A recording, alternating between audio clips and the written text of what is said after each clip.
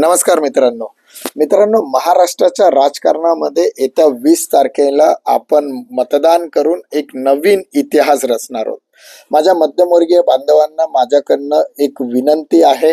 सर्वप्रथम आजपर्यंतच्या महाराष्ट्राच्या राजकारणात, महाराष्ट्राच्या इतिहासात जेवढ्याही निवडणुका झाल्यात त्याच्यामधल्या वोटिंग पर्सेंटेजचा रेकॉर्ड तोडून नवीन रेकॉर्ड असा सेट करूया की जो रेकॉर्ड आपल्याला संपूर्ण भारतामध्ये महाराष्ट्राचं नाव उज्ज्वल करेल. मित्रांनो, लक्षात घ्या, मी तुम्हाला अनेक वेळा सांगितलंय की 82% मध्यमवर्गीय व्यक्ती या आपल्या देशामध्ये राहतात. आज आपण 82% लोक एकत्र येतो.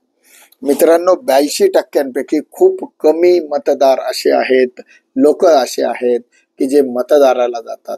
एक उच्चभ्रू व्यक्ती स्वतःचा स्टेटस दाखवण्यासाठी सोशल मीडियावर टाकायला मतदानाला जातो.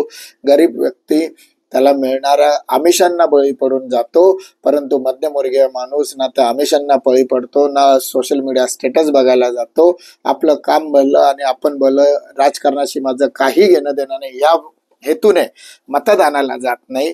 मित्रांनो, या 20 तारखेला माझ्या मध्यमवर्गीय बांधवांनी 100% मतदान करूया असा संकल्प करून आपण 20 तारखेला योग्य उमेदवाराला मतदान करू. उमेदवार कसा निवडायचा यावर मी तुम्हाला नक्की सांगेल. महाराष्ट्रातल्या 288 विधानसभा मतदारसंघातल्या उमेदवारांबद्दल मी नक्की बोलेल. आज इथंच थांबूया. गर्वाने बोला, मी मध्यमवर्गीय. नमस्कार.